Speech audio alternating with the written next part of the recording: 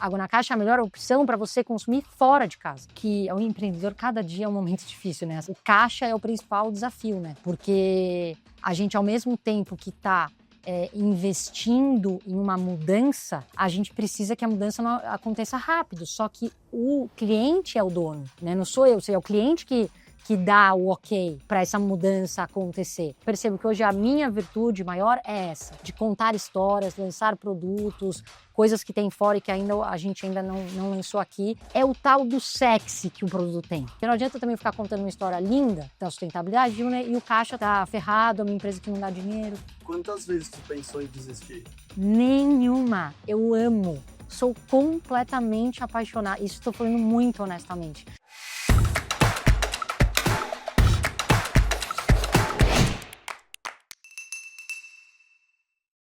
Bom, empreender não é uma coisa que as pessoas nascem sabendo. As pessoas aprendem em algum momento ou se descobrem empreendedoras em algum momento. E muitas vezes é num momento bastante prosaico, que foi o que aconteceu com você, Fabiana, que está aqui hoje, que vai contar um pouco da sua história, né? Você estava viajando, pediu uma água e chegou uma caixa. Ela nunca tinha visto uma água na caixa antes e pensou, poxa, isso dá negócio. Vou levar isso para o Brasil.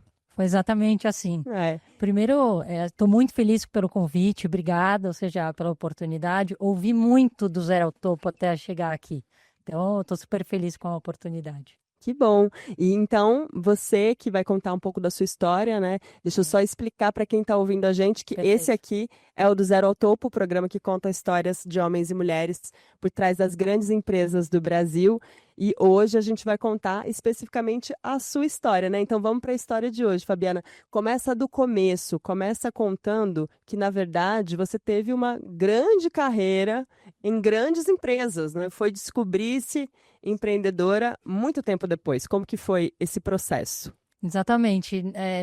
Nenhuma história começa, ou seja, a grande história começa grande, como a gente estava conversando, e a minha história como empreendedora, eu sinto que começa com uma avó que, numa época onde mulheres não trabalhavam, trabalhou demais, ou seja, de uma forma extremamente inspiradora, e aí seguida por uma mãe que trabalhou demais, minha avó na área de fábricas, mãe já na área de educação como professora, então eu sempre tive vontade de trabalhar.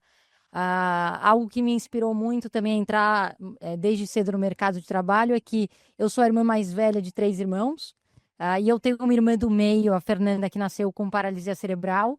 E aí o que me trouxe uma vontade de independer financeiramente muito cedo, porque eu via todo o trabalho dos meus pais de querer realmente dar uma condição de vida plena para ela, e eu via logo de pequena que os custos eram muito maiores nesses tipos de atendimento. Então, assim, com 15, 16, eu já queria trabalhar, né? Ou seja, para poder realmente ter essa introdução no universo da independência financeira. E aí, comecei a trabalhar no escritório de um amigo do meu pai como secretária. Fiz trabalhos muito legais lá, aprendi a falar espanhol e inglês lá, porque a gente atendia, era uma empresa que vendia containers refrigerados. E aí ele comprava containers ruins dos Estados Unidos e revendia aqui na América Latina. Então eu já entrei nesse universo dos negócios vendo que as oportunidades eram muito maiores do que pareciam nos livros da escola. E aí eu entrei na faculdade, ou seja, nesse intuito entre administração e economia, não fiquei muito fora dessas opções, escolhi fazer economia, fiz economia na Exalc, convivi com muitas pessoas que tinham, na época, vontade de empreender no mercado de agronomia. Passei por um tempo sonhando em ser administradora de fazenda, pelo prazer da vida no campo, mas logo vi que não era onde eu ia conseguir independer financeiramente mais rápido, pela demanda que eu tinha de querer ajudar em casa, com a minha irmã e tudo mais. E aí, bom, vou entrar no mercado de trabalho. Entrei, por sorte, numa escola espetacular chamada Procter & Gamble. Ou seja, e tudo que eu vou contar aqui para vocês, ou seja, do que eu fiz com água na caixa, das ideias, eu aprendi tudo na P&G. Ou seja, a faculdade ela foi mais um período de amadurecimento pessoal, onde eu morei em República por 4 anos, com 12 mulheres, e aí, ou seja, daria para contar uma outra história sobre esses aprendizados, mas foi lá na P&G, ou seja, onde eu fiquei por 8 anos, onde eu aprendi a realmente colocar o marketing no coração, né? Ou seja, e levar isso através de um prazer enorme de lançar produtos, de um orgulho enorme de ir no supermercado com a minha mãe para comprar alguma coisa, mas na verdade passar o tempo todo arrumando gôndola, deixando o Pantene com uma gôndola maior do que 3CM e os produtos de Ariel e Omo atrás, assim. Ou seja, é um prazer enorme de você realmente fazer o teu produto ficar com uma exposição melhor, mas tudo de uma forma extremamente natural. Então, acho que na P&G eu aprendi demais. Depois, passados 8 anos que eu já estava na P&G, um certo assim, quero algo novo, alguma coisa diferente. Tive uma rápida passagem pela Amazon, mas eu chego à conclusão hoje que eu precisava passar pela Amazon para sair do mercado corporativo, porque na P&G era um prazer enorme. Na Amazon já era o início da Amazon no Brasil, uma velocidade assim louca. Eu me lembro que as pessoas não iam embora, e na P&G já estava 8 anos lá, já tinha uma certa zona de conforto. E aí eu falei, meu Deus, o que é isso? E aí, Mari, eu já tinha a ideia da água na caixa nos últimos 3 anos de P&G. Nos últimos 3 anos de P&G eu já tinha tido essa ideia durante uma viagem, como você comentou, mas dada a independência financeira que era sempre, continua sendo meu objetivo número 1, eu não podia sair da P&G para empreender. Então eu continuei na P&G, fui para a Amazon, e quando eu estava na Amazon, eu fiquei cerca de 6 meses lá, e eu falei, cara, não vai dar. E aí, ou seja, eu tive que ter sempre tem um dia D, né? Ou seja, não vai dar, mas e aí? Não vai dar, e o que você vai fazer? Eu estava recém-casada na época, com o Bruno, que também é empreendedor, e eu me encantei, ou seja, pela jornada empreendedora dele. Eu vi ele fazendo um trabalho de conclusão da faculdade voltado para os negócios dele, né? Ele se formou na GV, fez um trabalho de conclusão voltado para abrir uma loja de calçado infantil, e ele estava extremamente animado, e eu na Amazon não aguentava mais. Eu falei, meu Deus do céu, ele falou, você tem que empreender, você tem que fazer alguma coisa. E aí eu falei assim, não, mas a água na caixa já está acontecendo. Aí ele olhou para mim e falou assim, alguém vai ter que ser o chato, alguém vai ter que te dar uma notícia ruim. Ele falou, mas acho que ninguém vai te dar, porque você já está com 3 anos, e eu já estava achando o máximo, né? Ou seja, com as coisas que eu estava fazendo. Ele falou, não vai dar certo enquanto você não se dedicar 100% para o seu negócio. Aí eu fiquei até meio assim, eu falei, caramba, mas já está acontecendo um monte de coisa. Ele falou, mas não vai dar certo. Aí eu falei, bom, me ajuda então, né? Ou seja, então eu brinco que o Bruno foi o primeiro investidor da água na caixa, na verdade, né? Ou seja, ele falou, bom, mas vai acontecer, a gente vai ter que apertar um pouco, mas não tinha criança ainda, né? Ou seja, não tinham filhos ainda. E aí assim começou a história da água na caixa. Eu falei, eu realmente tinha vontade de trabalhar com algo que tinha muito prazer, amava a área de produtos, ou seja, por mim eu trabalharia no supermercado 24 horas por dia. Amo arrumar gôndolas, ou seja, passaria realmente. Arruma de vocês, se alguém aqui tiver produto, me avisa, porque eu passo toda vez para ver os produtos e arrumo dos amigos, coloco na frente, ou seja, eu adoro arrumar um check-out. Então, assim foi o início. Uma vontade muito grande de independer financeiramente, que veio da história familiar, um amor por produtos e marketing, que veio pela P&G, e o empurrão do marido, quando recém-casado, dizendo que não ia dar certo se eu não me dedicasse 100% para água na caixa. Um empurrão e um tapa na cara, quase, né? Exato. Mas, Fabiana, você contou brevemente da história de como você teve a ideia do produto, você já estava investindo nela de alguma forma, embora não completamente, né? Não 100%. E eu queria que você retomasse um pouco como que foi trazer o produto para o Brasil, realmente. Quando você viu aquilo lá, foi nos Estados Unidos que você Sim. recebeu? Você viu aquele produto diferente, uma caixa que parece uma caixa de leite, não dá para ver direito o que está dentro. Sim. Como que foi o processo para você visualizar aquilo e trazer isso para o Brasil? Quanto tempo levou também para o desenvolvimento desse produto? Foi extremamente prazeroso, primeiro, essa parte. Assim, foi a parte mais legal da história da Água na Caixa, foi esse início, porque o Bruno também falou, eu falei, e aí, mas eu vou empreender com o quê, né? Ou seja, eu vou empreender, ele já estava me apoiando há algum tempo, porque eu vi aqui, ele estava sentindo muito prazer empreendendo muito mais do que eu.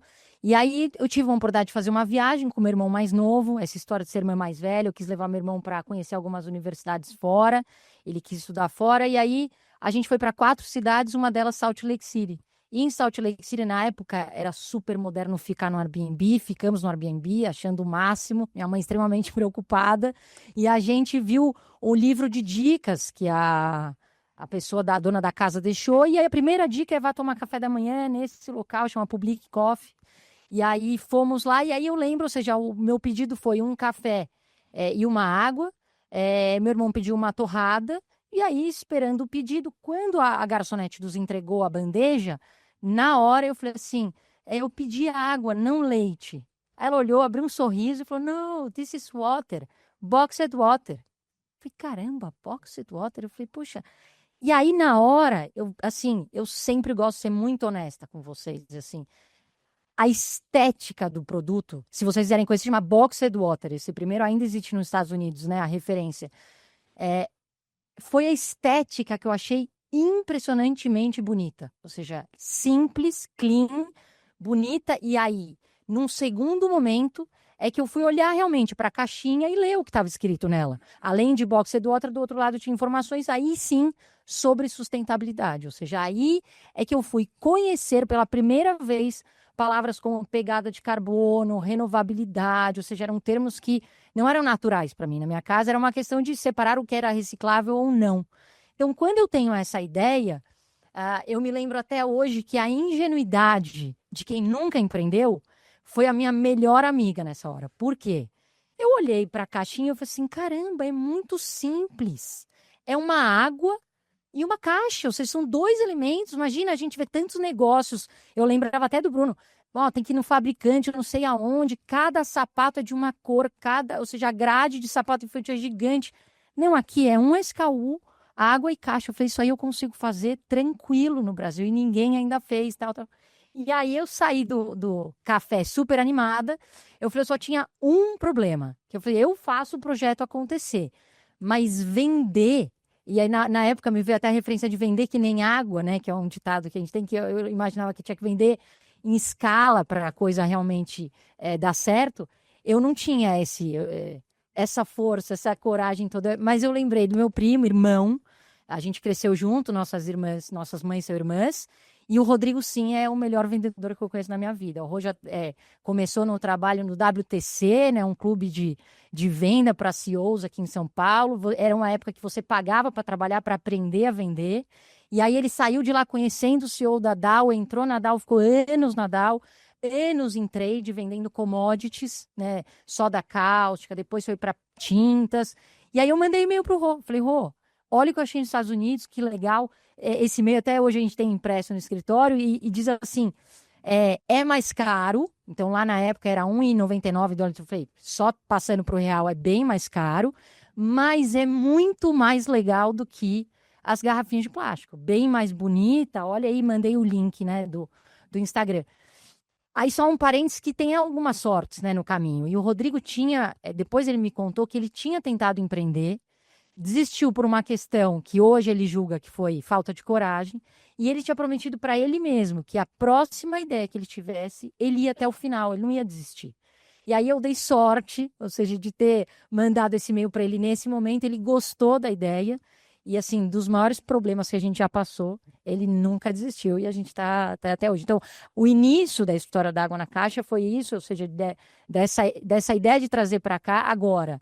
A ingenuidade, Mari, de achar que era simples, ou seja, a gente teve a ideia em 2016, eu fui lançar a primeira água envasada em caixinha no Brasil em 2021. Ou seja, foram 5 anos para realmente ter o produto pronto. Nesse período, a gente fez um MVP, então a gente importou um produto da Argentina, né? A gente trouxe uma água na caixa, a gente vendia como água na caixa já com essa marca, mas era um produto horrível. O cara envasava na Patagônia, na embalagem tinha umas montanhas, até também que chamava Anoca. umas montanhas de gelo, nada a ver com o brasileiro. E ainda tinha uma frase que eu falei assim, meu Deus, o que o cara foi por isso? Estava escrito assim, nunca nada fácil. Eu falei, Jesus amado, jamais Parece uma colocaria essa tradução mal frase. feita, né? Exatamente. Eu falei, não, é tudo sempre fácil, ou seja, vai dar certo. E aquilo ficava me lembrando sempre o contrário. Acho que a gente passou por essa etapa de MVP e tirou 3 aprendizados fundamentais para a história da Água na Caixa. Rodrigo, com esse tino comercial, conseguiu abrir 3 clientes fundamentais para a nossa história. O primeiro foi o Santa Luzia. Então, o Santa Luzia ele apresentou, né? Ou seja, eu fui junto.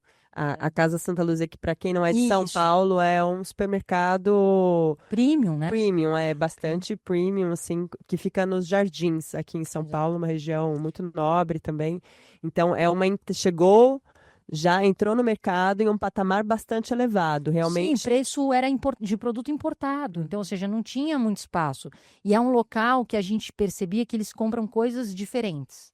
Ou seja, tudo que é diferente. O cara compra por quê? Deu certo, ele recompra, não deu certo, ou seja, ele testa, né? Então, o Rodrigo conseguiu colocar lá, foram as primeiras 10 caixas, né? As primeiras 120 unidades vendidas. Depois, o Otávio Café, que hoje está reabrindo aqui, né, na Faria Lima, em São Paulo também. Que também é um espaço bastante icônico Premium para também. quem é de São Paulo. Sim, É um lugar na Faria Lima onde a Faria Lima costumava se encontrar. para Então, fazer para negócios. fazer negócios. Então, é um espaço também muito frequentado por pessoas que topam justamente pagar um pouco Exato. mais por um produto diferente. Exatamente, Mari. E o terceiro, a Adidas, nas corridas de lançamento do tênis Boost, porque o plástico do tênis era feito com plásticos tirados do oceano, então eles falaram, não posso pôr copinho de plástico na corrida, e precisava de uma outra solução. Na época não tinha lata ainda, então a nossa caixinha para eles estava espetacular, mesmo sendo feia daquele jeito. E com esses 3 clientes, a gente entende que nós não íamos vender água mineral, porque ninguém estava comprando água mineral, ou seja, ninguém perguntou para nós sobre a água, o pH da água, o que a água tem, da onde veio. Não era um negócio sobre água mineral. E a gente percebeu que cada um comprou por uma razão diferente. O Santa Luzia comprou, como eu falei, por inovação, por ser uma coisa diferente, nova, moderna. O Otávio Café foi uma história muito legal. Ele falava assim: eu invisto tudo no café. Ou seja, o meu café é o melhor. Já estava nessa época, início de cafés especiais. A forma como ele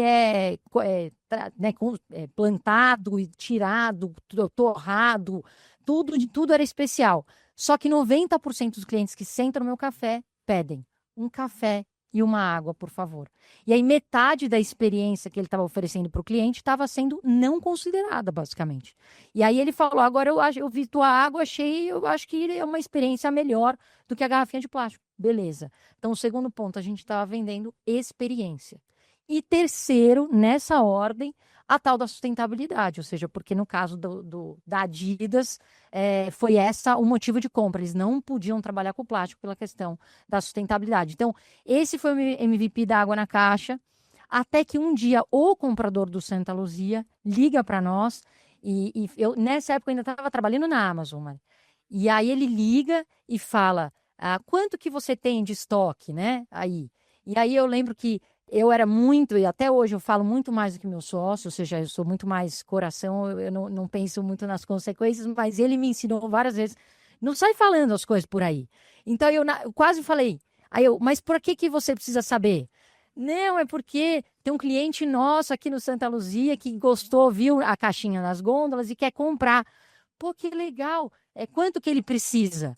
125 mil unidades é o consumo dele mensal. A gente tinha importado, ou seja, 2 containers, cada container com 15 mil unidades. E estava suando para vender essas 15 mil. O que eu vendi é o que eu contei aqui para vocês: 10 caixas para cada um, 100 unidades para cada um.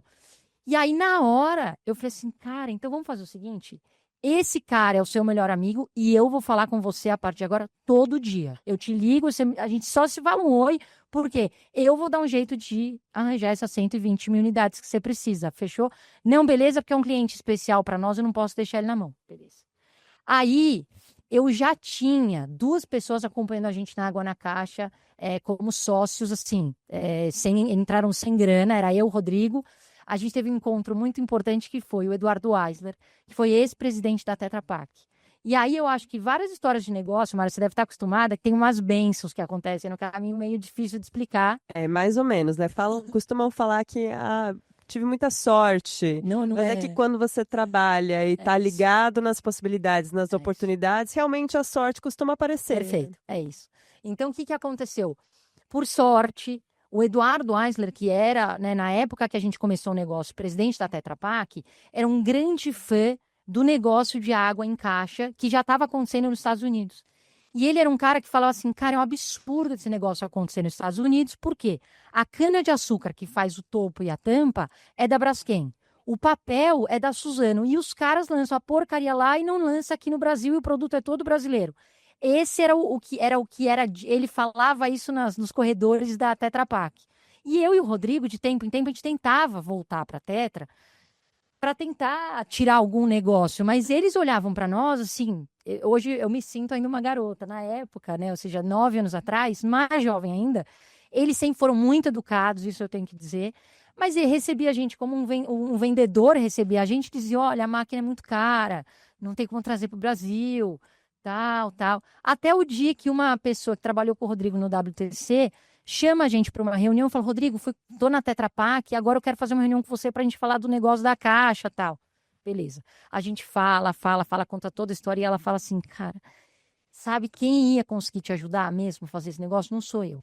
É o nosso CEO, que é muito fã, mas eu não tenho condição de levar essa ideia para ele, porque eu sou aqui gerentes, né? Não vou conseguir ter o acesso a ele, mas vai que você encontra ele algum dia. E ela fala o nome para ele. Quando ele ouve o nome, ele fala assim, cara, eu não acredito que é o tio Edu. Eu estudei com os filhos dele na escola, eu não acredito, cara. Bom, resumo da história. O Rodrigo tinha o contato ainda de uma das amigas de época de escola, mesmo educação infantil. E o Eduardo retorna dizendo, me dá 3 meses, porque eu estou me aposentando, né? Saindo da Tetra Pak agora, não vou conseguir ajudar. Mas assim que eu sair, eu quero conversar com vocês. E quando a gente sai, ele fala, se vocês não fizerem, eu faço. Eu vou, não, eu vou fazer, já estou fazendo. Foi, então conta comigo. E aí a gente deu 3% de participação para o Edu. Se eu soubesse tudo que ele ia fazer por nós, eu teria dado muito mais e estaria ainda valendo a pena. Porque, em resumo, hoje, 90% dos nossos custos é a Tetra Pak. Porque é o custo da caixa, né, da embalagem, e o custo da máquina, que invasa a caixa. Esse é o negócio da Tetra Pak, né? Ou seja, ele vende a embalagem e a máquina. E o restante são custos operacionais, de escritório, que hoje a gente, como startup, tudo custo enxuto, né? Pouca gente e tal. E a própria Tetra Pak também investe no nosso marketing. Por quê?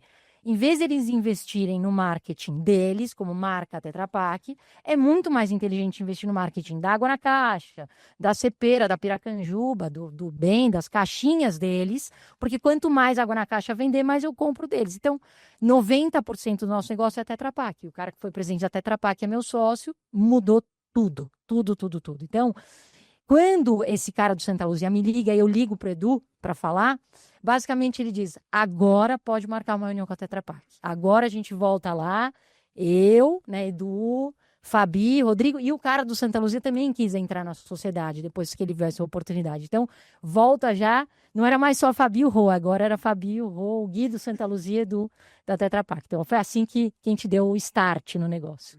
E assim vocês foram conseguindo juntar sócios também Perfeito, interessados em fazer parte do negócio. Como que foi essa divisão de sociedade no tá começo? bom? Porque esse é um tema que também traz muitas dúvidas, né? Como fazer Tá. o valuation da sua companhia quando ela ainda não tem uma receita muito certa, quando ela está num período de crescimento, você vai dar um percentual dela, pode ser muito, Tá né? Como bom? fazer esse ajuste? Como que você foi organizando isso? Essa, de novo, foi uma das fases também, assim, mais legais, porque o mercado estava diferente de hoje também. Isso é uma coisa que eu acho importante a gente colocar. O mercado estava muito mais líquido para startups captarem recursos. Então, foi uma fase prazerosa para nós. Então, com o Eduardo foi tão simples quanto, Edu, quanto que... Ele falou, 3%, tá bom, tá bom. Então, ou seja, eu gosto de ser muito simples, não teve grandes cálculos. Com o Gui do Santa Luzia, que já foi um formato de vendas, né? Ele falou, eu tenho muitos clientes como esse hotel, eu posso vender para vocês. Rô, quanto que é uma comissão? Ai, tanto. Gui, essa é a comissão da venda, as comissões de venda, em vez de te pagar, a gente dá em participação, tá bom? Tá bom. O valuation foi uma coisa muito assim. Olha que eu fiz a captação, a primeira rodada de captação da Água na Caixa, logo depois que a gente assinou o contrato com a Tetra Pak. E é uma história também legal, porque quando a gente volta para fazer essa reunião, né, com o Eduardo e com o Gui, eles aí realmente começam a levar a gente mais a sério, começam a falar de um contrato de aluguel e tal. Depois de um ano do início dessa conversa, é que realmente a gente assina um contrato. Só que era um calhamaço, assim, aqueles contratões, e aí eu assinei. Ou seja, assinei, e meu sócio falou, mas você já leu? Eu falei, lógico que não. Ou seja, mas o que a gente combinou na reunião é isso, daqui um ano começa a pagar o aluguel, eles vão suportar a gente no marketing, eu tenho que comprar tanto. Falei, não, você é completamente sem noção, tem que ler. Rodrigo, eu não vou ler, eu não tenho, nunca li nada direito, assim, coisa de grande, não vou ler. Ele falou, não vou assinar. Rodrigo, você tem que assinar, tal, tal, tal. Aí tem um dos nossos investidores com quem a gente já estava conversando, que foi sócio do Machado Mery, que também é o pai de um amigo nosso. E aí eu falei, tio Binhos, vamos conversar, porque tem um contrato que o Rodrigo não quer assinar. E ele precisa assinar, não sei se vocês querem ler e tal. Aí a gente marcou um almoço e ele falou, não, eu resolvo isso em 5 minutos. Tá bom. Aí ele virou, Rodrigo, é o seguinte, a única forma de você conseguir assinar esse contrato em paz é se você confiar em você. Em que sentido? De que você nunca vai precisar ler este contrato. Você vai fazer o seu trabalho tão bem feito, você vai construir uma marca tão incrível, você vai vender tanta água na caixa, que nem você e nem a Tetra Pak. Vocês só vão olhar esse contrato quando acabar e a Tetra Pak vai querer renovar, e aí você vai escolher se você vai querer renovar com a Tetra Pak, ou comprar uma máquina da China, ou ir para outro... Ou seja, aí isso assina, não, porque quando você for ler, você vai ver que vai ter multa assim, multa assado, multa de não sei o quê, e tem que ir. Agora, se você fizer o seu negócio, ou seja, ser bem-sucedido como você acredita, você nunca vai precisar olhar esse contrato. A gente já está com 5 anos de operações e até hoje não precisamos olhar para esse contrato. Daqui 2 anos termina e a gente com certeza deve continuar. Mas vão ler o contrato, será? Ou não vai precisar? Não, a gente não vai, até hoje não precisou ler. Não precisou ler e está tudo certo. Já estamos pensando em renovar. O que eu sinto é que depois que a gente se junta com um grupo de investidores, você ganha uma autoconfiança muito grande. Porque imagina, a gente conseguiu reunir pessoas muito legais. E o que eu tinha na época? Este contrato assinado com a Tetra Pak que dizia, daqui 1 ano, vai chegar uma máquina no Brasil que vai envasar um produto assim. O que eu tinha na minha mão para mostrar para eles era um origami, era um protótipo. Era um papel, uma dobradura de papel, e esse topo eu tinha trazido sim de uma viagem de fora, mas o papel era, com a minha marca, era uma dobradura, não existia. Aí eu lembro que todo investidor que eu sentava para conversar, a primeira coisa que ele fazia era abrir a caixinha para tomar água ou para ver água. E aí eu falava, olha, esse ainda não tem água, porque a gente ainda não está invasando, tal. E aí, com o passar do tempo, todos os investidores entenderam o que a gente entendeu só depois, que nós não vendemos água. Nem para captar a gente tinha água. Depois que a gente foi encontrar realmente uma fonte, a água veio só depois. Ou seja, ela veio realmente depois da embalagem, depois do design, depois da marca, depois da ideia, depois da história que a gente contou, depois dos investidores. A gente fez, então, uma primeira rodada, né, de 3 milhões de reais, num valuation pós-money de 26 milhões, que eu acho que, assim, foi algo, na época, maravilhoso. Ou seja, hoje é um valuation difícil de você conseguir sem o produto ainda, só com a ideia, né? Você não operando ainda, não tendo ainda um produto para vender. Mas eu sinto que foi uma fase de contar as histórias, é exatamente a história que eu estou contando para vocês, e onde as pessoas muitas vezes viam em nós, alguns anos atrás, deles próprios, empreendedores, investidores. Falaram assim, Fabi, eu comecei assim também, vai dar certo. Ou seja, é só vocês não desistirem. Muitos falavam assim, é uma questão de não desistir. Não é? Ou seja, vence quem não desiste. É uma corrida de longo prazo. Né? Então, ou seja, foi assim a nossa primeira rodada de captação. É quase uma caixa com água, né? Que começa a história toda desenvolvendo aí em torno da caixa. Mas eu queria que você explicasse um pouco como que foi para chegar nesses investidores. Tá bom? Você vai contando a história, as pecinhas vão se encaixando.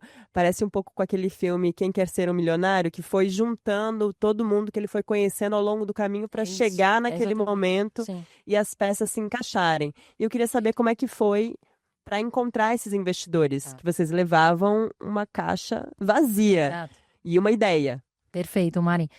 Essa história que eu tô contando para vocês, eu contava para simplesmente todas as pessoas que eu encontrava. Todas, todas. Não importava, eu acho que ele tem dinheiro, ela tem dinheiro. Não, todas as pessoas. Tanto é que uma vez foi legal.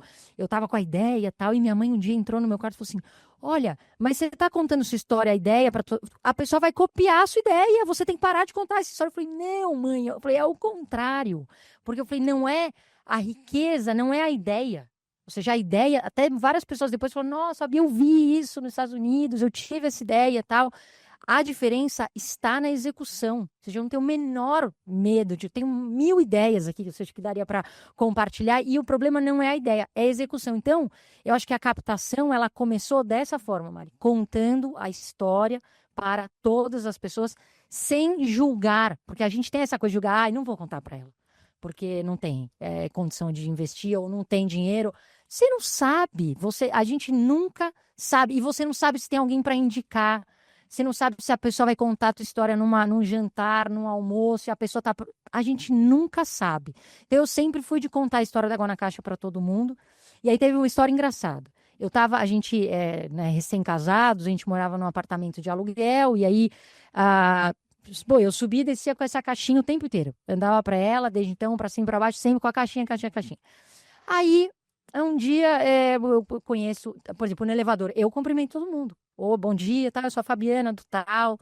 Aí, a próxima vez ele já me conhece, você, quem é, e tal, assim, sempre vou conhecendo as pessoas. Aí, um dia, eu falei assim, o que você faz? Pro Robert, que era o vizinho da cobertura. Agora eu tô investindo em algumas empresas, a última agora é investir numa vinícola, tal. Eu falei, bom, vinícola não tem muito a ver com água, tá bom. E aí chegamos líquido, né? Então, mas eu cheguei na garagem, à noite contei pro Bruno. Falei: Bruno, você sabia que o Robert investe em vinícola e tal? Aí ele falou: Ué, mas você falou da água pra ele? Eu falei: Não, mas achei que não tinha muito a ver. Fabiana, se ele tá investindo em vinícola, ele não tá preocupado com dinheiro. Ou seja, já resolveu o problema dele. Não, o vinho dele não vai dar dinheiro. Ou seja, não é esse o... Fala da água, fala... Aí... Tá, Robert, encontrei ele no elevador, que era um andar. Foi esperando lá no elevador. Não vou interfonar, que também era demais. Eu fiquei esperando a gente se encontrar. Falei: Robert, eu tô fazendo uma empresa, assim, de água e tal. Você não quer ver?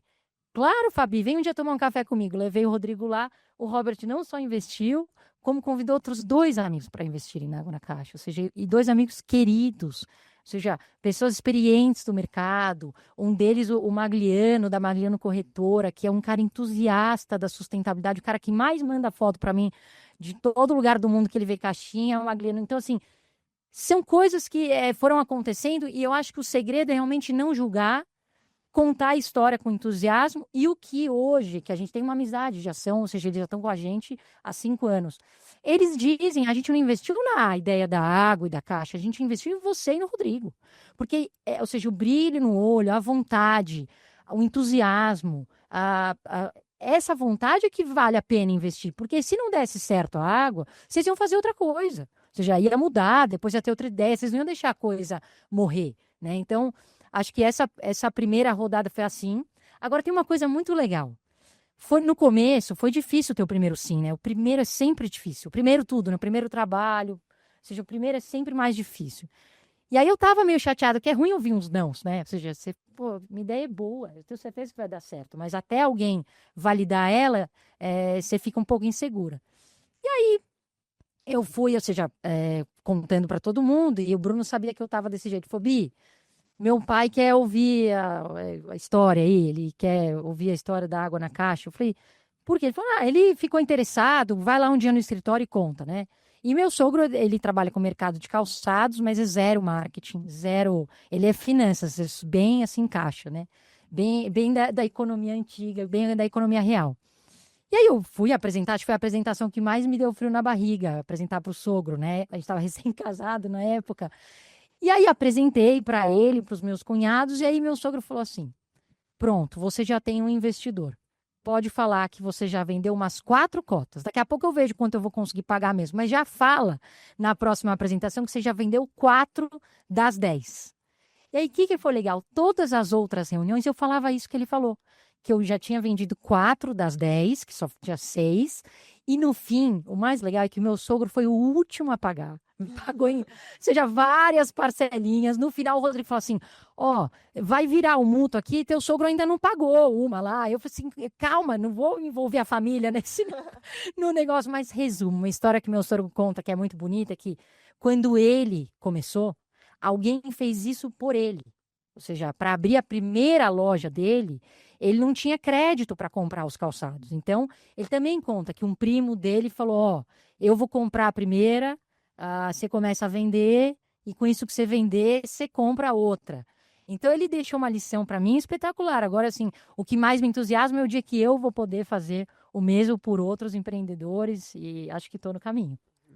E por falar em outros empreendedores, se alguém tiver uma pergunta para fazer para Fabiana, pode levantar a mão aí também. Com o As maior meninas prazer. estão com o microfone para vocês. Mas enquanto isso, Fabiana, você contou da história da sua primeira rodada, Perfeito. mas você já teve Sim, uma outra. segunda. Como que foi para chegar nessa segunda? Foi mais fácil do que a primeira? Porque a primeira é Foi sempre mais difícil. horrível, Odiei a segunda rodada de captação, por quê? O meu sócio, né, o Rodrigo, falou assim: a gente precisa agora mostrar uma robustez da água na caixa para o mercado. Eu falei: tá bom, e aí? Então precisamos fazer uma rodada de captação com um fundo.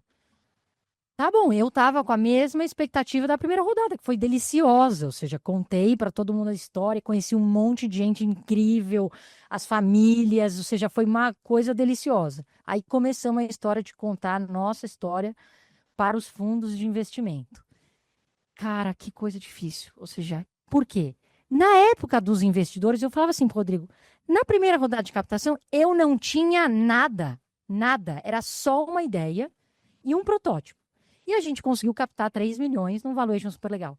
Agora que estes produtos já estão no Pão de Açúcar, no Carrefour, na Padoca do Mani, no Starbucks, no Bate o de Latte, o que cara quer mais de mim? Ou seja, porque a gente ia apresentar para uns 30 fundos. Só crítica, só pergunta, não vai escalar, não, e se a Coca-Cola entra amanhã, e se a Ambev compra não sei o quê. Eu falei: cara, mas eu já estou 5 anos fazendo isso. Você não acha que se eles fossem fazer, já iam ter feito? Ou seja, e a gente, uma hora eu viro para o meu sócio e falo assim: ó, cheguei no meu limite. Eu falei: também tem um pouco de honra, né? Assim, um pouco de brio. Eu já estava, falando assim: Rodrigo, isso não é, assim, agora que a coisa está dando certo, quase no break-even, os caras vêm colocar tudo isso de conflito. Eu falei: ó, eu desisto. Aí o Rodrigo, que é o vendedor, lembra que eu falei que eu precisava de um vendedor que não desiste e tal? Ele falou assim: calma. E se alguém nos procurar? Eu falei: não, se alguém nos procurar, beleza, mas eu cansei. Porque esse era sempre a minha virtude, de eu fazer os relacionamentos. Adoro conversar, contar, tal. Então eu sempre ia atrás de muito fundo para a gente apresentar. Se alguém nos procurar, beleza, mas só isso. E não, senão não. Aí, tal, passa um dia, beleza. No segundo dia, a gente participou do Scale Up da Endeavor. Também foi uma fase muito especial da Água na Caixa. E lá a gente conheceu algumas pessoas da Endeavor e eu recebi uma mensagem de um amigo meu que eu conheci lá e ele fala: Fabi, tenho 2 fundos para te apresentar. Aí foi muito engraçado, que eu jamais responderia assim, mas eu viro para ele, chama Tutumi, eu falei: Tutumi, eles querem mesmo conhecer Água na Caixa? Quer mesmo investir? Porque se for assim, só para saber a história, eu não tô afim, agora eu realmente preciso de gente que quer investir na Água na Caixa. Aí ele falou: não, peraí que eu vou confirmar. Um deles já caiu fora e o outro falou assim: não, Fabi, o outro ele realmente quer conhecer vocês, gosta do negócio. Resumo. Depois de umas 30 apresentações, Mari, estou sendo muito honesta.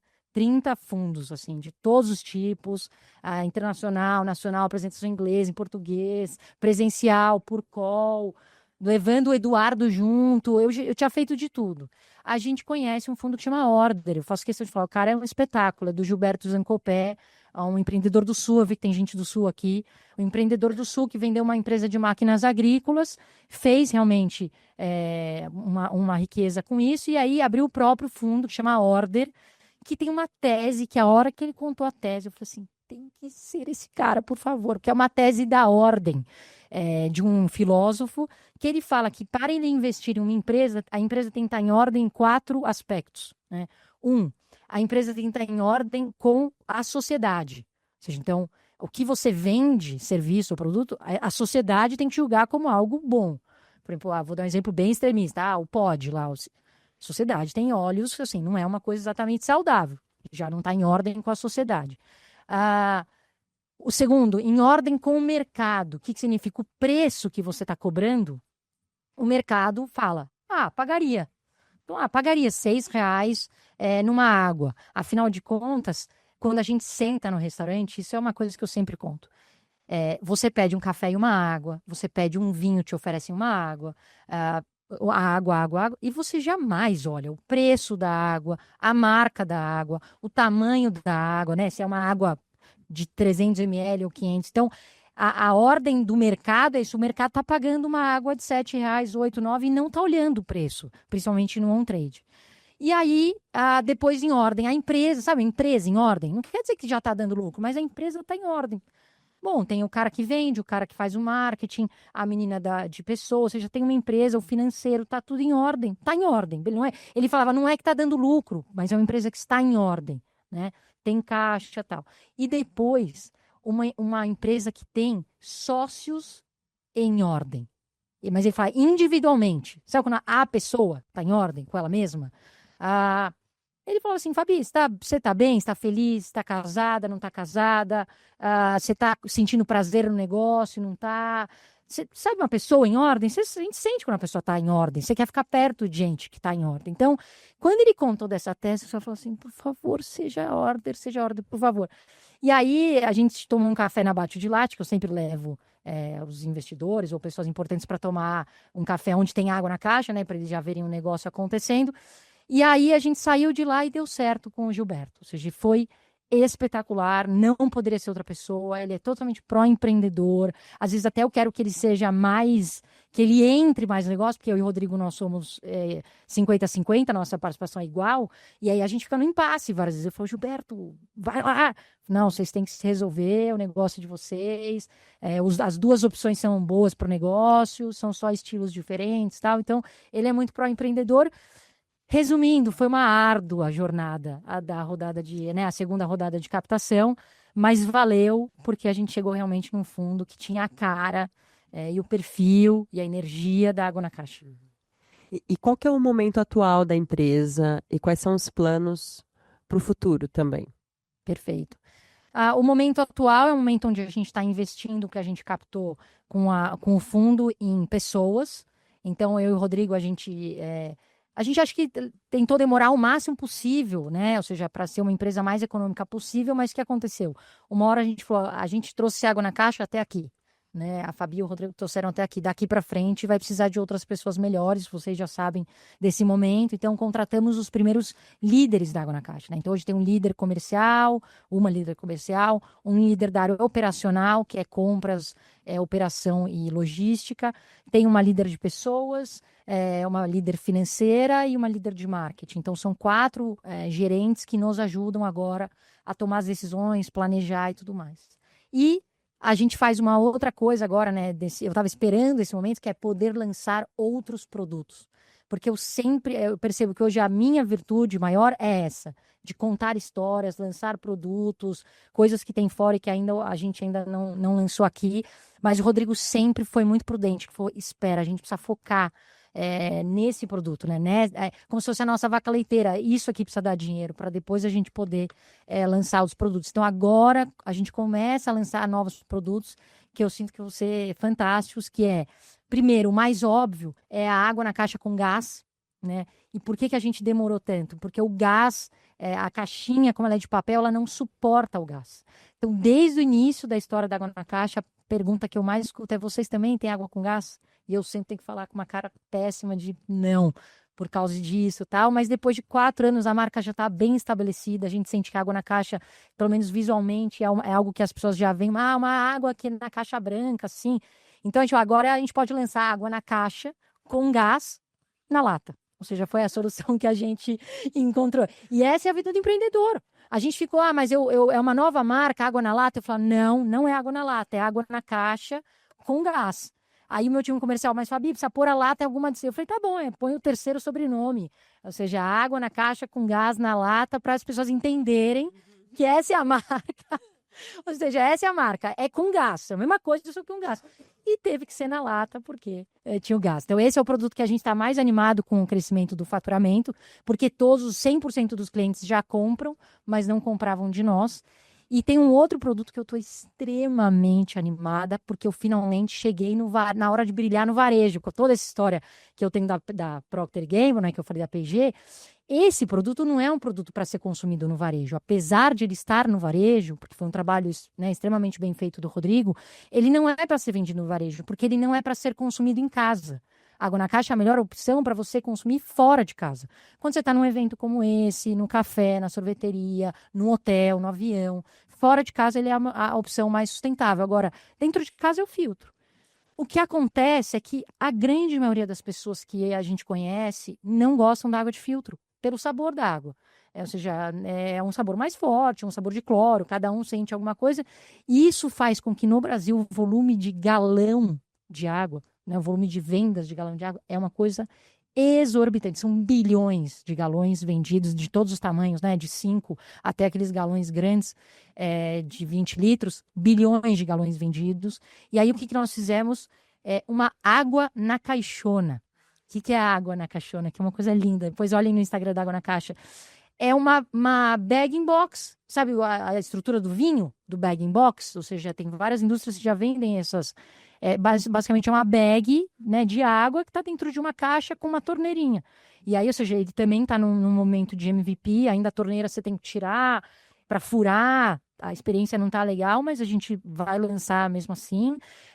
E a ideia é cada vez ir melhorando esse produto para substituir todos os galões, porque pela primeira vez na vida eu tenho um produto que tem o mesmo preço de venda na gôndola. Ou seja, isso que vai ser uma vitória para a Água na Caixa, porque esse produto ele é 3 vezes mais caro.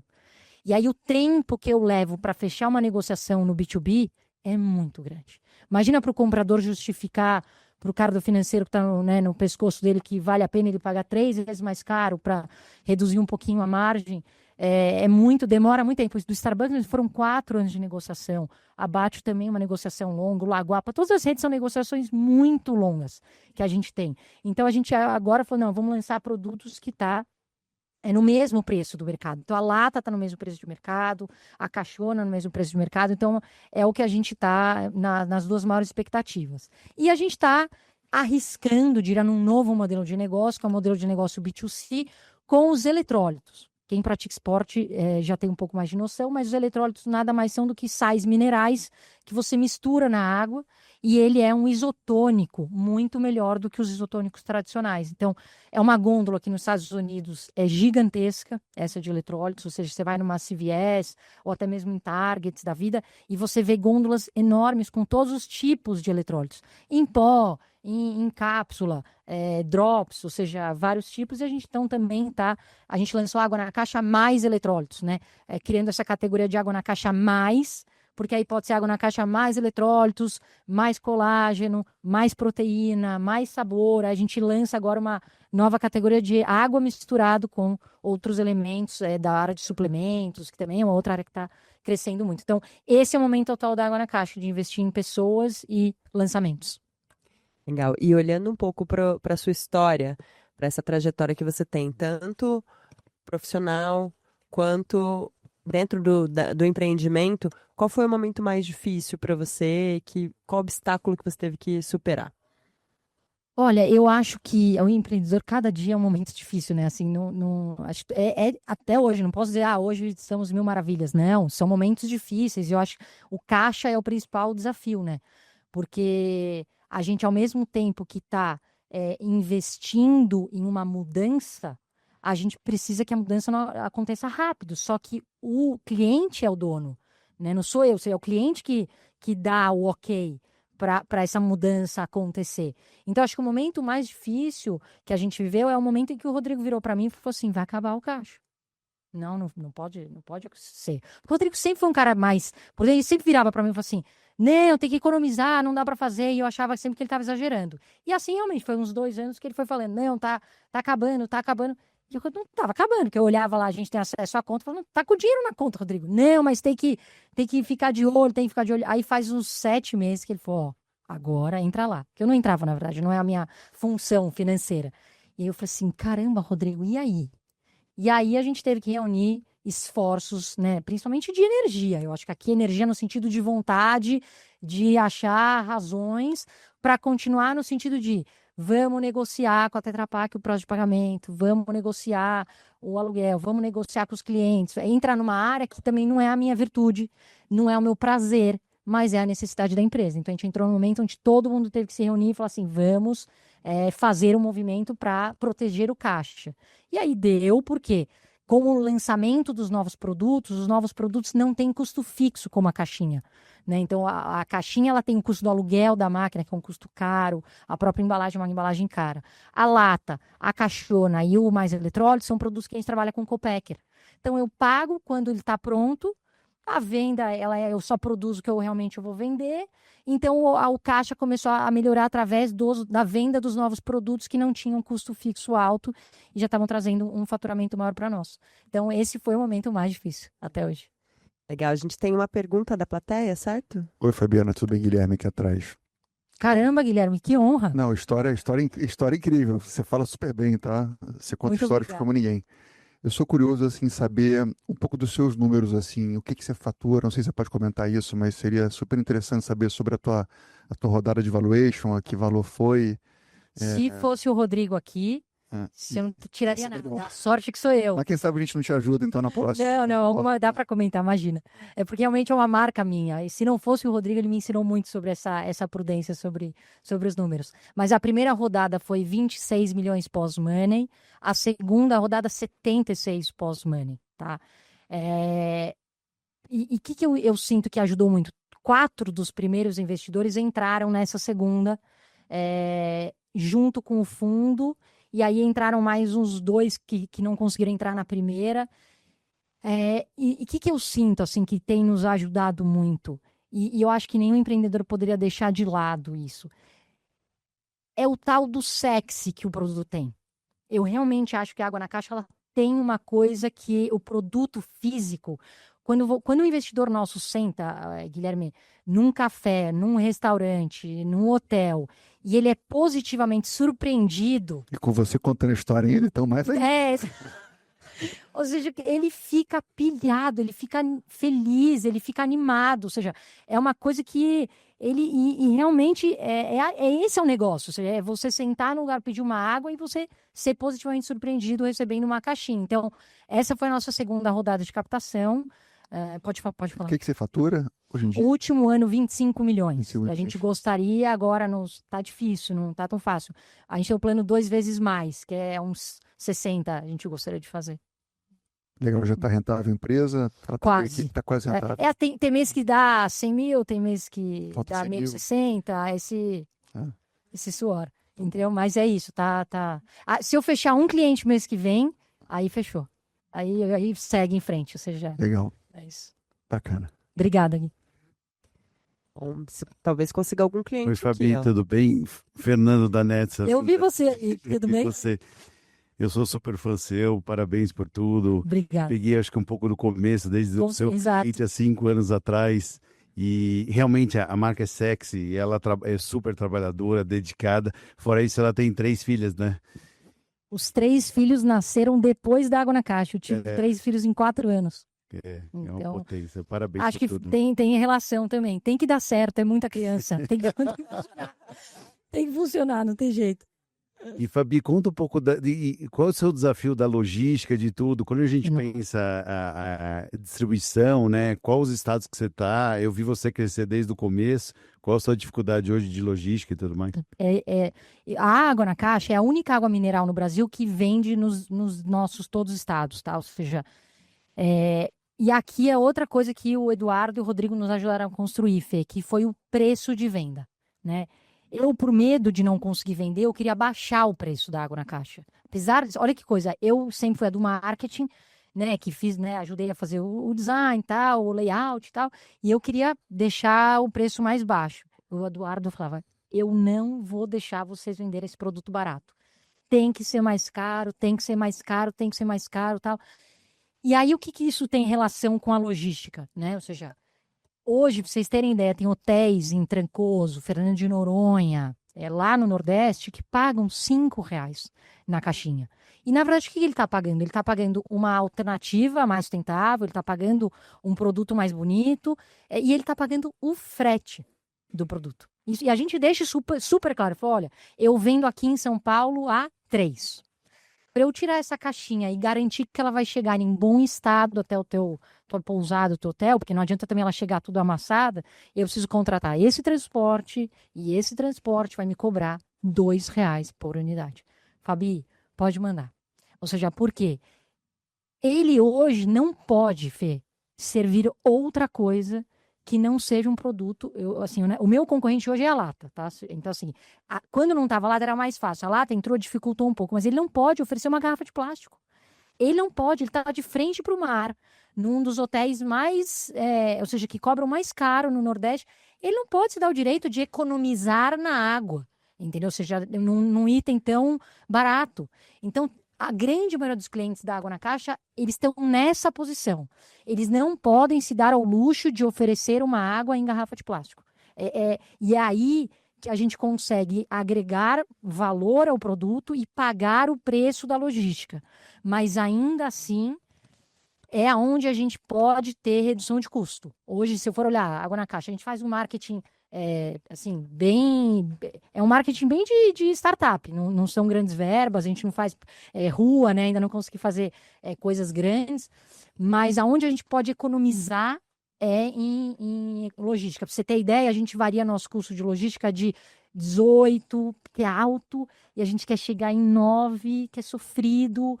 A gente conseguiu fechar um contrato em São Paulo para um cara que me entrega 7% do valor da nota, que é um negócio assim.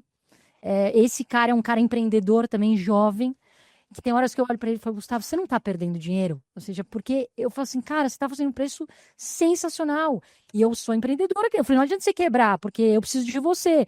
Então, assim, é um cara muito importante para nós, que entrega aqui em São Paulo. Então, assim, a área da logística é a área que o Rodrigo mais cobra de redução de custo, e eu entrei na gestão das pessoas na área. Ou seja, não é a minha parte de finanças, mas o Rodrigo cobra e a gente tem que fazer acontecer. A gente tem Oi, mais uma Fabiana. pergunta ali. Bem, meu nome é Raul. Tem uma pergunta para você. Você faz o tracking do carbon footprint e quem são os seus concorrentes no mercado, né? Porque eu imagino Perfeito. assim, se você está falando de San Pellegrino, Aquapana, seu carbon footprint em comparação com deles é algo absurdo, né? Tá?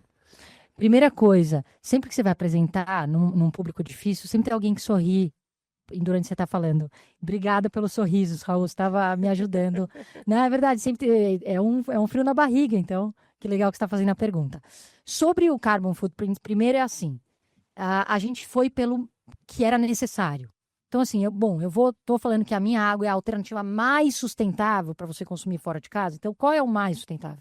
E a gente falou, tem que medir a pegada de carbono. Então, contratamos a Way Carbon, que é uma empresa que fazia isso, vendeu, o Santander comprou, mediu a nossa pegada, viu que a pegada já era 3 vezes menor do que a garrafinha plástica. Para você ter ideia, é tão absurdo ser menor, porque eu importo a minha caixinha, né? E essa pegada do transporte fora é enorme. Mesmo assim, considerando a indústria do plástico, petróleo e tal, ainda assim é 3 vezes menor a pegada de carbono. E aí a gente falou, vamos compensar. E aí, desde então, a linha da compensação é uma linha de custo que não se mexe, tá? Só que eu fui agora para o Renovation Week e eu participei de um painel com o Fernando da Rebu, e a Giovana Meneghel da Nude, de leite vegetal. E a Giovana me fez uma provocação muito legal. Ela falou assim, Fabi, por que em vez de compensar a sua pegada de carbono, você não trabalha na redução da sua pegada? Ela falou, na Europa, só se fala disso agora. Porque ela falou um negócio que, assim, é muito mais fácil compensar. Porque compensar é assim, estou fazendo aqui o meu negócio, do jeito que ele é, nem olho para isso, eu compenso. Sabe, meio que você limpa a sua consciência e vai dormir? Beleza. Aí ela falou, o certo seria você está olhando todo dia para isso, ou alguém no seu time olhando todo dia para isso, tentando reduzir a sua pegada de carbono, a sociedade já veria isso como algo muito diferente no mercado, porque ninguém está olhando para a redução da pegada de carbono. Então, a resposta é, hoje sim, a gente está compensando ela 100%, mas o meu próximo movimento vai ser entrar nesse movimento, que até a Nudi chama de mostra a sua pegada. Então, assim, a gente vai colocar na caixinha a nossa pegada de carbono e vai começar a trabalhar para reduzir ela, em vez de ficar só compensando que a gente acredita que é um movimento mais responsável. Algumas até, elas alegam estar olhando para isso, mas Sim, não de fato sim. estão. Se você olhar o relatório É. anual da Nestlé, tem lá Net Zero, como Net Zero de Carbon Footprint, se você está transportando lá da Itália, de uma Sim. fonte da Itália, água para os Estados Unidos, para o Brasil, enfim. E, Raul, eu não julgo, tá? Por quê? Primeiro que eu estou no lugar hoje dessas empresas, igual, trabalhei na P&G no caso, e eu tenho uma frase sobre sustentabilidade que é assim, antes da sustentabilidade ser vista como com o viés de natureza, ele tem que ser sustentável a nível de caixa. Não adianta. Isso foi uma coisa que eu senti quando eu fui no SXSW, eu vi o CEO da Patagônia falando. Ele falava assim, não adianta a gente esperar que as mudanças sejam feitas pelo governo, né, pela política, e muito menos pelo terceiro setor, ou seja, porque o terceiro setor não tem capacidade de gerir mudanças tão grandes. A mudança só vai vir do setor privado. Nós somos os grandes responsáveis por essas mudanças. Então, quando ele falou isso, eu falei, cara, quer saber? Então eu tenho que primeiro construir um negócio sustentável financeiramente, um negócio que se sustenta, para aí assim eu vou começar a cuidar da sociedade, ou seja, do meu impacto. Então, essa é a jornada da água na caixa. Tá dando dinheiro vendendo água na caixa? Então, perfeito, a gente vai mostrar a pegada, compensar, trabalhar para reduzir. Ou seja, eu gosto de ser muito pé no chão sobre isso. Porque não adianta também ficar contando uma história linda da sustentabilidade e o caixa tá ruim, tá ferrado, é uma empresa que não dá dinheiro, tá bom? E você perguntou dos concorrentes, né? Também. Principal hoje é a lata. Principal, um super desafio para nós, porque eles contam a mesma história de ser mais sustentável e o preço é mais baixo, né? Então ele é uma mudança muito fácil para o cara que está sendo cobrado, né? Então assim, o cara que está vendendo a lata, ele quase que não tem que contar história nenhuma. O meu vendedor, e até um insight que eu tirei aqui, que a gente está olhando para a jornada do cliente, mas não está olhando para a jornada do time de vendas, né? Isso eu achei espetacular, quem falou. O meu time de vendas sofre pra caramba, porque ele tem que contar muita história, muita história. Então, o meu principal concorrente é a lata, e algumas garrafinhas tipo mais premium, ou seja, uma garrafa com logo, lá, o Valet do Iguatemi, tem lá uma garrafa de plástico com o logo do Iguatemi. Esse cara é um concorrente meu, né? Apesar de eu falar pro Iguatemi, cara, pelo amor de Deus, né? Ou seja, não tem nada a ver uma garrafa de plástico. Então, ou seja, o plástico ainda é concorrente, mas principalmente nas personalizadas. Por isso que a gente também está investindo na personalização das caixinhas. É uma outra forma da gente tentar acelerar uma negociação B2B pela personalização. Mas acrescenta o desafio da logística. São mais SKUs para a gente administrar. Mas é isso. Fabiana, parabéns pela trajetória, Muito pela obrigada. jornada. É bacana que aqui que a gente é tudo empreendedor, ver uma trajetória dessa, essa luta aí. Eu trabalho lá no Nordeste, eu sou um paulista, Perfeito. mas que mora lá há 23 anos, e um dos clientes nossos é um cliente de água, uma envasadora de água. Os hotéis que eu frequento lá, um deles é o Nanai, que tem Noronha e tem lá, é cliente seu, Sim, né? super Eu já tomei cliente. água sua lá. E a pergunta é a seguinte, pensando na logística, você já pensou em envasar isso em outro lugar, lá no Nordeste, por exemplo? Ótima pergunta, sim. O que acontece? O formato desta caixinha que vocês estão vendo aqui é um formato único, ou seja, não tem outra máquina na América Latina que invasa nesse formato. Isso foi algo que também a gente definiu que seria necessário para agregar valor ao produto. Se eu chego com um produto de igual formato no mercado, querendo cobrar mais caro, ninguém entende. Ou seja, a percepção do consumidor é assim, mas eu já conheço isso. Isso aqui é igual da Quero Coco, igual do Whey, essa caixinha aí já tem. A percepção, o julgamento do consumidor não é que é uma inovação, ai que legal, eu quero, porque é diferente, porque é único, porque só tem não sei aonde e tal. O pessoal vem para São Paulo, compra, porque lá não tem. Então, assim, o formato da caixinha no início da operação, ela é uma condição sine qua non. Tinha que ser esse formato. Esse é um formato mais caro do que outros formatos que a gente tem em caixinha. Então, no início, a gente sabia que isso seria uma dificuldade de expandir pontos de planta futuro. Por quê? Se eu quiser abrir um ponto desse de invase lá no Nordeste, eu preciso alugar outra máquina. E hoje, essa máquina que eu tenho aqui no interior tem espaço suficiente para atender. Eu posso multiplicar por 2, que essa máquina ainda consegue me atender. Então, o próximo passo que a gente vai é assim, beleza, essa não, né? Ou seja, essa não dá porque é um valor muito caro.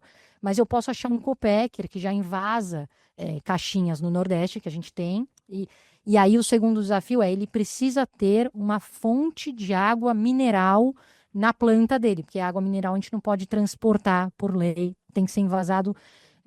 Então, ou seja, eu preciso ter essa união da máquina Tetra Pak, da caixinha Tetra Pak, outro formato, não tem problema, mesmo 1 litro, a gente percebe que tem oportunidade, e a fonte de água mineral, com a tal da lavra. Tal. Com isso, é do nosso maior interesse, porque é uma forma de diminuir o custo logístico e conseguir vender muito mais.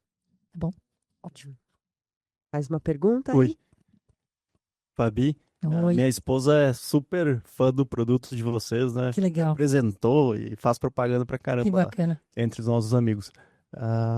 Uma dúvida, se já pensaram em como são as exportações? Tá Pergunta 1. Já passou na nossa mesa de decisão lá na empresa se a gente, e nós decidimos em não seguir, em vender água para o Caribe. Perfeito. Então, vocês pensaram nisso e até Boa Vista é uma área incentivada, seria um ponto também de eventualmente ter invase, alguma coisa assim lá, e tem aquela porta que acaba subindo ali para o Caribe. Então, vocês já consideraram isso e como é a venda do exterior? Nunca vendemos para fora do Brasil. É Guilherme, né? Emanuel, desculpa. Emanuel, a gente nunca olhou para isso porque é surreal a quantidade de problema que tem para resolver aqui no Brasil. Ou seja, a gente não conseguiu ainda olhar com atenção para fora. Porém, um cara que é copacker nosso, a gente está, ou seja, trazendo outras alternativas de embalagem, ele é um desses copackers. Ele falou, Fabi, eu já estou vendendo para fora, água mineral. Ele falou, se você quiser fazer com a tua marca, aqui com a gente, ou seja... E aí essa embalagem passa a ficar extremamente barata, né? Que eu vendo a R$3, tipo, 50 cents, tipo... Sei lá, é um negócio assim, a gente nem... Honestamente, a gente ainda não parou para dar atenção, mas que tem oportunidade, tem. O que acontece é que, ao mesmo tempo que tem oportunidade lá fora, o Brasil é um país continental. Se eu for olhar só São Paulo, Emanuel, a quantidade de... eu vou falar só de empresas, né? Hoje eu tenho um vendedor que ele é só corporativo. A quantidade de empresas que compram milhares. Quantas águas o Guilherme compra na XP? Na Expert? Ou seja, só essa quantidade de águas, de eventos. A gente fez o Hotmart agora. São 30 mil águas, assim, em 2 dias de evento. Então, esse é o mixed feelings que a gente tem. Pô, sério que eu vou ter que vender para o Caribe, o cara aqui não vai comprar minha água. E pode ser que a gente chegue nessa conclusão. Não vai porque agora ele não está conseguindo pagar R$3 na caixinha. E o cara consegue pagar lá 50 cents. Pode ser. Mas a gente ainda não fez nenhuma venda de exportação. Claro. Motivacional agora. Quantas vezes tu pensou em desistir? Nenhuma. Eu amo. Sou completamente apaixonada. Isso estou falando muito honestamente. Até eu tive uma outra ideia de produto para gôndola, né, recentemente. E aí eu estava contando pro meu marido, tal, dessa ideia. E aí, no mesmo dia que eu falei assim, eu vou fazer. Até fui agora no Innovation Week, eu vou fazer porque tá na hora, tal. Olha a coincidência. O cara que estava fazendo a participação no painel de design, eu senti que ele que ia ser um cara legal para fazer o design desse produto novo. Eu falei, Fê, eu queria falar com você sobre isso e tal. Aí ele não me deu muita bola. Pô, produto super legal, tal. Segunda-feira ele mandou áudio pro Fabi, você não vai acreditar. Hoje eu posso te falar, eu fiz o design para este produto que um cara vai lançar aqui no Brasil, tal.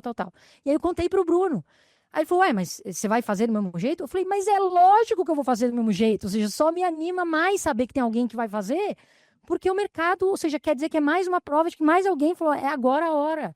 É um produto bom no mercado legal. Então, assim, eu sou completamente apaixonada. Teve até umas épocas que eu estava cansada e tal.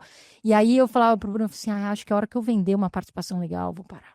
Aí o Bruno olhava para minha casa e começava a rir, ele falou, você não vai aguentar 5 minutos, ou seja, não, é uma paixão, realmente é uma paixão que eu tenho por fazer negócio, por contar história, realmente aonde eu me sinto, eu nasci para fazer isso.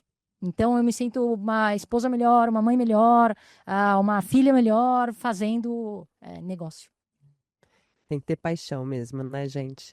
E, Fabi, muito obrigada Nossa. pela conversa. A gente ficaria aqui mais um tempo, com Eu certeza, também. falando sobre isso, sobre empreender. Mas o nosso tempo está acabando, então queria te agradecer muito pela conversa. Muito obrigada. Imagina, eu que agradeço. Eu vi muito do zero ao topo, então para mim hoje é uma honra, um privilégio, é um sinal de que eu estou no caminho certo. Então eu que agradeço a oportunidade. Obrigada. Obrigada. Obrigada, gente.